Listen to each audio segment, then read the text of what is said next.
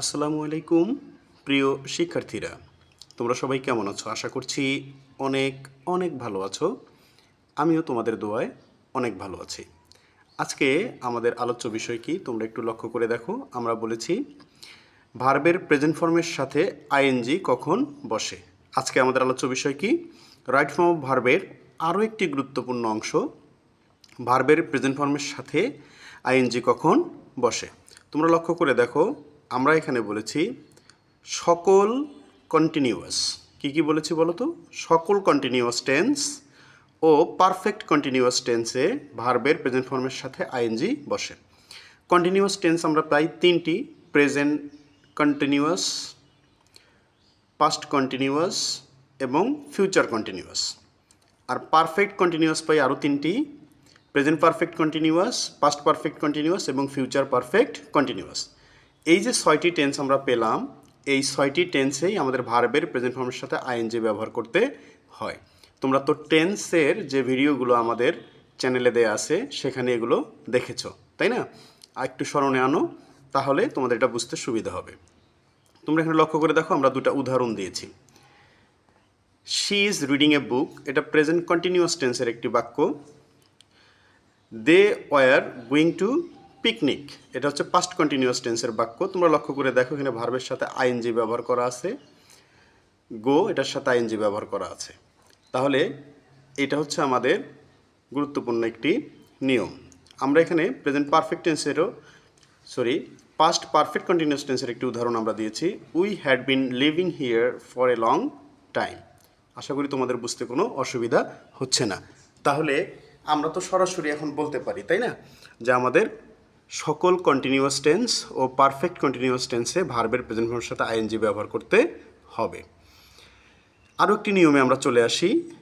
Two বাদে অন্য প্রিপোজিশনের পর ভার্বের প্রেজেন্ট ফর্মের সাথে আইএনজি বসে। টু বাদে আরও অনেক প্রিপোজিশন আমাদের আছে না, বলো? সেই প্রিপোজিশনগুলো যদি থাকে টু বাদ দিয়ে, তাহলে আমাদের কি হবে? ভার্বের প্রেজেন্ট ফর্মের সাথে আইএনজি বসবে যদি ওই প্রিপোজিশনটার পরে ভার্ব থাকে। তাহলে অন্য প্রিপোজিশনের ভিতরে কি আছে? যেমন ফ্রম আছে, উইদাউট আছে, বাই আছে, অফ আছে, ইন আছে, এই ধরনের আরও অসংখ্য কি আছে? প্রিপোজিশন আছে। তো আমরা উদাহরণ দেখি। তোমরা এখানে লক্ষ্য করে দেখো, আমরা এখানে উদাহরণে লিখেছি without reading more you won't pass. উইদাউটটা হচ্ছে প্রিপোজিশন, এখানে ভার্বের সাথে দেখো কি আছে? আইএনজি আছে, ভার্বের প্রেজেন্ট ফর্মের সাথে আইএনজি আছে। অনুরূপভাবে তোমরা লক্ষ্য করো বাই টেকিং টি, বাইটা প্রিপোজিশন, ভার্বের প্রেজেন্ট ফর্মের সাথে আইএনজি আছে। He went to market. তাহলে বুঝতে কি কোনো অসুবিধা আছে? তাহলে আমরা এখানে একটা নিয়ম শিখে ফেললাম, সেটা কি? যে টু বাদে অন্য প্রিপোজিশন যদি থাকে তাহলে আমাদের কি করতে হবে? ভার্বের প্রেজেন্ট ফর্মের সাথে আইএনজি ব্যবহার করতে হবে। এরপরে তোমরা চলে আসো আরও একটি চমৎকার নিয়মে। Now, at present, presently, at this moment, day by day, gradually, etcetera. এই অ্যাডভার্বগুলো যদি সেন্টেন্সে থাকে তাহলে সেন্টেন্সটি প্রেজেন্ট কন্টিনিউয়াস টেন্সে হয়। আর প্রেজেন্ট কন্টিনিউয়াস টেন্সের গঠন তো তোমরা জানোই। আমরা উদাহরণটা লক্ষ্য করি, তাহলে বুঝতে পারবো। এখানে দেখো সুন্দর করে বলছে, the students are playing football নাও। এখানে দেখো এই যে নাও যে শব্দটি আছে, এই নাও এর কারণে আমাদের এই পুরো সেন্টেন্সটির স্ট্রাকচার হয়েছে প্রেজেন্ট কন্টিনিউয়াস টেন্সের।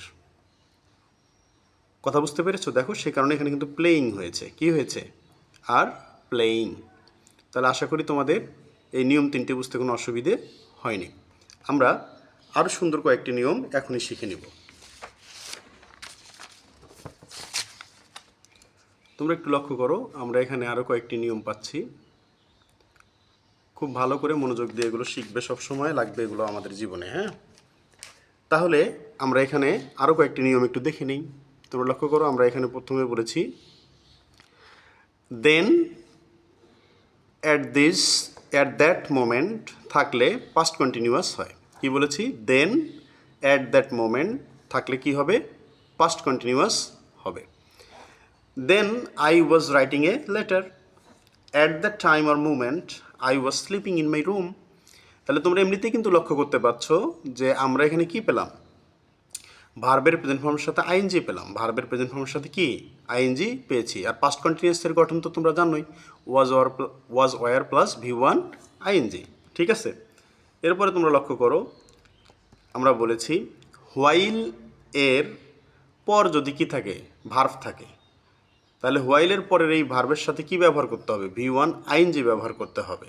আর যদি পূর্ণাঙ্গ একটা বাক্য থাকে হোয়াইলের পরে, তাহলে সেই বাক্যটা হবে পাস্ট কন্টিনিউয়াস টেন্সে।